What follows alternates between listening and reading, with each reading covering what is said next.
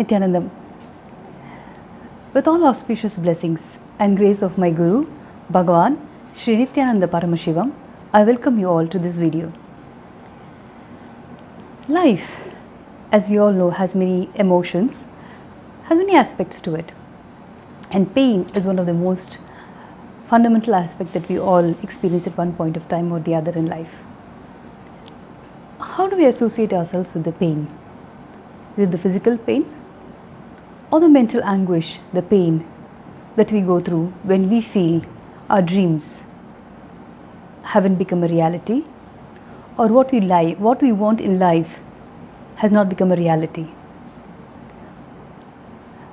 All of us go through both kinds of pains. The physical pain, which you feel when you sometimes touch a scalding hot pot, or when you fall from a hilltop and break a bone, or any of these things, or hit somewhere hard, then there's physical pain.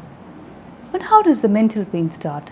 From where does anguish, the word, or the experience that we feel actually generate from? For everything, there is something called the root pattern. Everything, I mean, by every human emotion that we experience or we express, be it anger, sorrow, anguish, pain, violence, tears, smile, laughter. For most of these, there is something that starts this, that's the genesis of these emotions, and that is called the root pattern. Well, what is the root pattern? How does this become the core of my life? Where do I pick it up from? To explain more on these root patterns, which have actually helped me in my life to overcome my own mental anguish, my own mental obstacles, my own self-doubts, I have started this video today.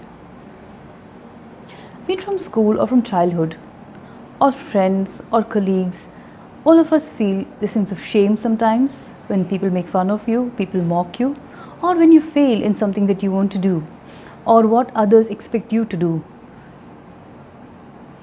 We experience pain. We experience the feeling that we're worthless, we're unloved, we're not fit to live.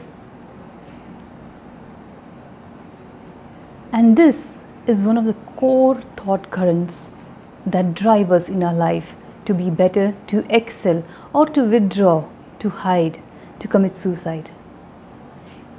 Any of these that we strive towards in life, one of the engineering factor is pain. None of us like to experience pain. That is very obvious, of course.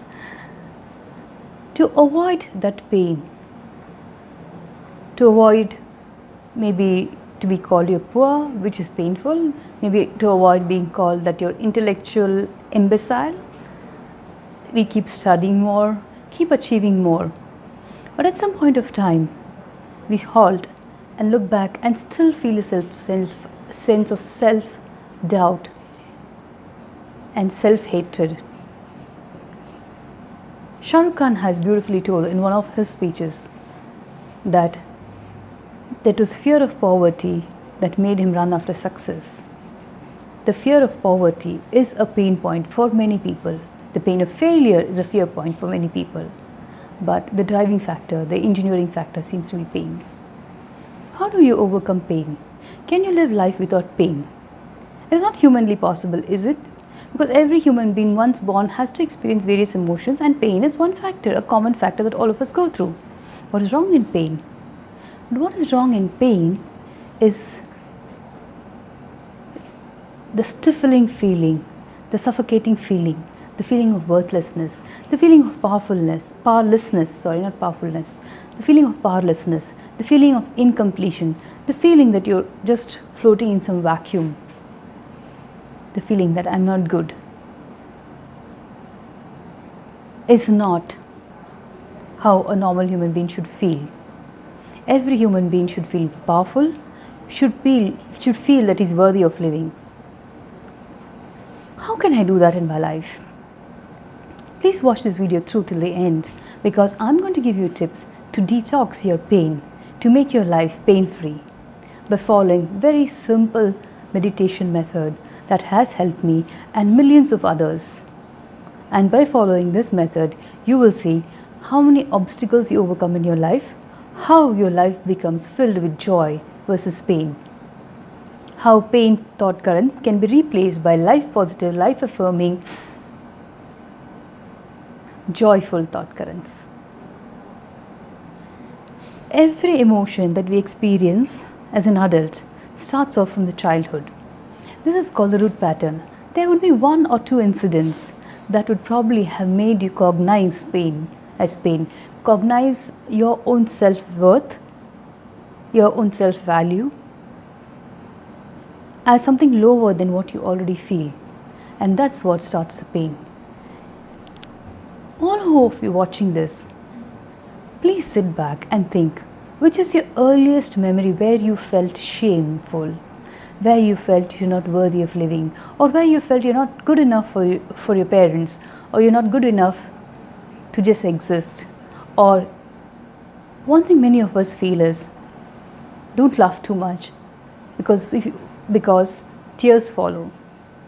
That is such a sad thought current. That's such a sad, even though it is said in jest in many places, but when that starts becoming a common thought current in us, we stop laughing after a certain point, we stop smiling, we stop enjoying life, thinking if you enjoy life too much, then definitely there is some counterbalance that's going to come from the cosmos, as if cosmos is there just waiting to be the evil man, to be the bad boy in our life. It's not true. Cosmos is waiting to shower you with auspiciousness, joy, bliss and enlightenment. And the path to this beautiful life filled with joy, bliss is only enlightenment. And the first step towards that would be completing your pain and recovering the powerful space that you used to experience as a child. There's only one basic rule to most thought current, root patterns. This root pattern will generally start at the age prior to the age of 7, between probably 3 to 7 or maximum from 7 to 10. Very rarely you will find any such root pattern that would have generated before you're 4 or after you're 15. You may be thinking, no, I feel pain after I had that accident, or I feel pain only after my girlfriend ditched me, or I feel pain because I was abused by my teacher. No. That you may be remembering those pain points in your memory much more carefully than the actual first memory that would have made you cognize pain.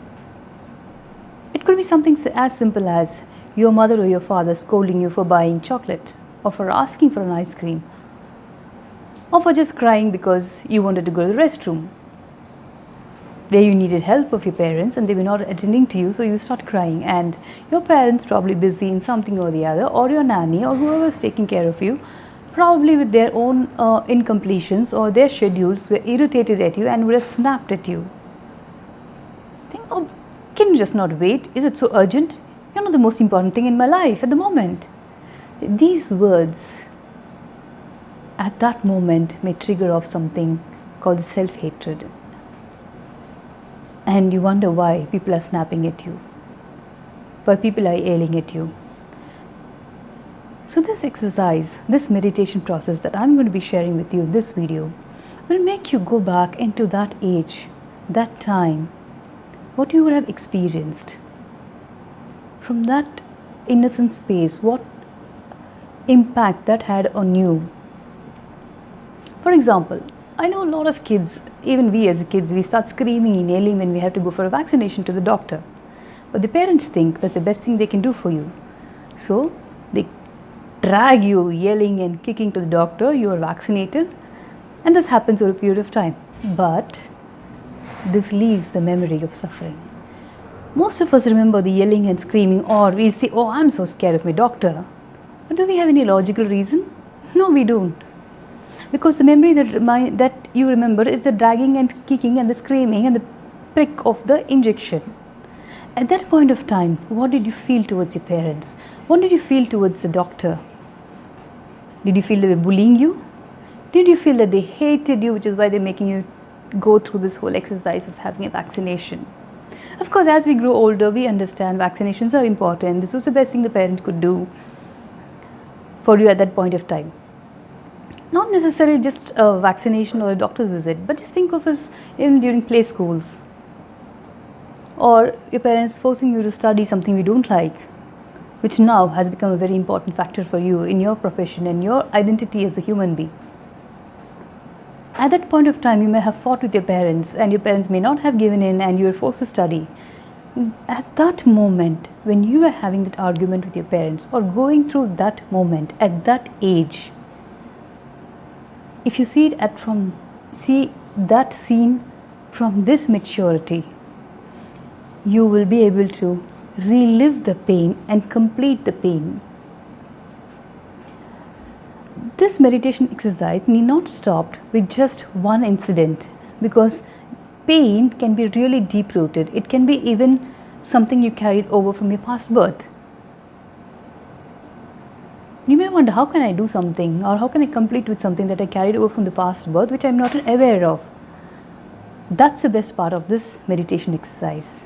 This meditation exercise not only completes every root pattern in this lifetime. The more you sit and do it, the more you complete with yourself. Your past life pain patterns come to you as a flash, and when you see that and sit again and complete with it, your inner space, the being, feels so light. You don't need anybody else to evaluate whether your meditation has been successful or not. You are your own evaluator. You don't need anybody else's help for you to be complete with yourself, for you to come out of your pain life. Pain is nothing but a negative life thought current. It takes you away from everything in life. It shows you beautiful rainbow, or as, oh, what am I supposed to do with the rainbow? Or you just ignore its existence because we are depressed. And instead of you would really want to enjoy that rainbow. You would want to follow the rainbow, want to follow your dreams, achieve, at least try achieving. The best part in life is not what you actually achieve, but your decision to walk on the path and work towards that goal. These are what the colorful parts of life is. But pain makes you withdraw from all this. It gives you reasons and illusions of being a failure. The illusion of a future failure makes you start thinking of the future pain, and so you withdraw. You do this with relationships or any new thing that you want to explore in life. Many of us have been through experiences where friends or good friends do not live up to their words, or they have backstabbed us or spoken ill about us behind our backs. But instead of completing with it and just going with the mature cognition, most of us tend to withdraw and say, oh, I've had bad experiences. I don't want to. It's better that I am on my own.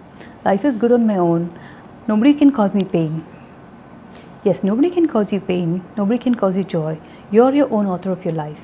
But having people in your life is always more joyful, more adventurous, and more fun.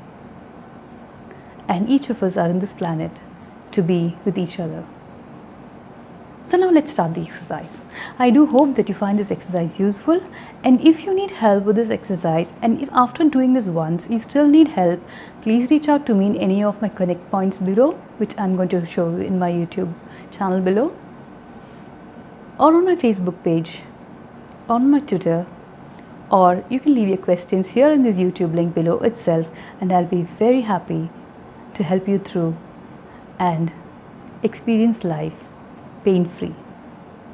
Pain is an illusion. You will understand experientially after you go through this exercise. The first step towards this exercise is you will need to sit in front of a mirror. Find a clean spot, a silent spot, preferably your room, or if you don't have a room, find any place where you can be by yourself, because you will be walking through your pain points, and I'm sure you don't want anybody else to hear it. There is a freedom in loneliness, especially when you want to complete with a lot of powerlessness. So sit in front of a mirror all by yourself with no disturbances. Look into the mirror. The mirror should reflect you as the person you are now. Look straight into the eyes of your reflection in the mirror, and you can experience, when you look straight into your own eyes, you feel there is some kind of a glaze. The moment you feel that glaze, start recalling the first experience you've had where you felt pain, where you cognized something as pain, something as shame, something as rejection, something of being unloved. Any incident, it could be something small, it could be something big, but that incident, you just sit through the mirror and relive it completely. Relive it. For example, if you're a 7-year-old child, when you had the first incident where you felt shamed, probably because you were not good in your studies, and probably your students, your co-students, your teachers were all making fun of you for intellectual capacity, and you come home hoping your mom and dad will understand you or would be able to help you. But then parents, under their stress, tell you that, oh, you can't even study this much, you're so stupid. Can you not even just do your basic studies? The moment they have said that, how did you feel? See, this is just an example. This is a very hypothetical situation which I feel I could share. But there could be any situation. Maybe someone denied you a chocolate. Maybe your father or your mother or anybody, they could have denied you a chocolate, saying, oh, or your uncle or your friends, saying, no, I cannot give you a chocolate. I bought this for so-and-so. I'm going to give it to so-and-so. Or a gift, a birthday gift, anything. The first incident where you cognize pain and shame as something inside of you, where you cried or withdrawn or hid your real self inside of you. Just sit in front of the mirror, look deeply into the reflection that is reflecting from the mirror, and relive the same scene. Whether you are 7, 8, whatever age, or 3 if you can remember, or if you can remember the time you were in your mother's womb. Yes, it is possible. Many people have shared that they do remember the time when they were in the mother's womb and something in the mother's reaction made them feel unloved. And that was the first pain point. They felt that nobody loves them. Just look at the whole scene. Reliving is nothing but looking at the whole scene. What were you wearing? How were you standing? Whom were you talking to? Was it an adult? Was it a child? Who else were there? What was the other person wearing? How was he looking? What was he saying? He or she. What were they saying? What word exactly made you feel the pain? What was it? Just sit back and look in detail into the scene. It should look like a Technicolor movie you're watching with clear details on HD. Watch it once, watch it twice. Come back to it third time, fourth time, and the fifth time. Do not let go of even a small detail of the scene. What dress you were wearing? Was someone eating something? Was someone standing somewhere? Did the door open midway of your conversation? Who came in? Did somebody else contribute to it? What was that person wearing? What time of the day it was? Or was it a festival day? Was it just a normal day? Go into as much detail as you can. It should be like you're opening a window into your past, which has been picturized, which has been filmed just for you. So rewind and rewind and rewind and rewind and replay it at least 5 times in your mind, looking into the mirror. After 5 times, you will see, you will experience a lightness inside of you. And that's when you will feel, oh, so this is what pain is all about. This is what was driven me. And from this time you will see how the outside incidents in your life will not impact you, will not create or trigger any pain point in you. You will be able to attend to anything in life without a heaviness in your heart, without wanting to withdraw from people, without wanting to withdraw from life. Any kind of withdrawal from life is almost akin to suicide, because all of us, like I said, have landed on this earth just to live with each other and enjoy each other's time and company. There are no strangers in this world, only friends you have not met. This is something that I read when I was reading Richard Bach's Illusion, that has always stayed with me. So if the world is full of my friends, why should anything or anybody stop me from going out and living life with my friends? No external circumstances of life should have the power or authority over any of us that can control me, tell me how to live my life. And the first step towards that is this meditation called Swapurnatva Kriya. It's a Sanskrit word, Swapurnatva Kriya, self-fulfillment. Please try it out for 5 days or 5 times. If you can do back-to-back 5 times, absolutely great.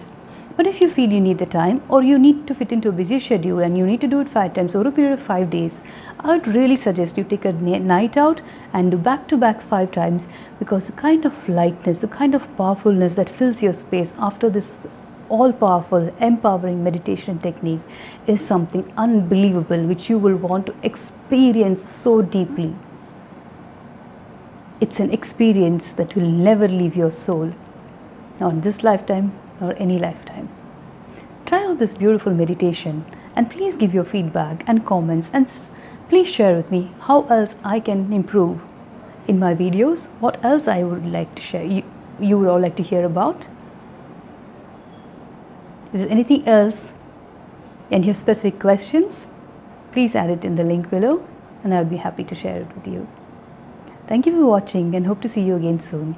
Thank you for joining me. Nithyanandam.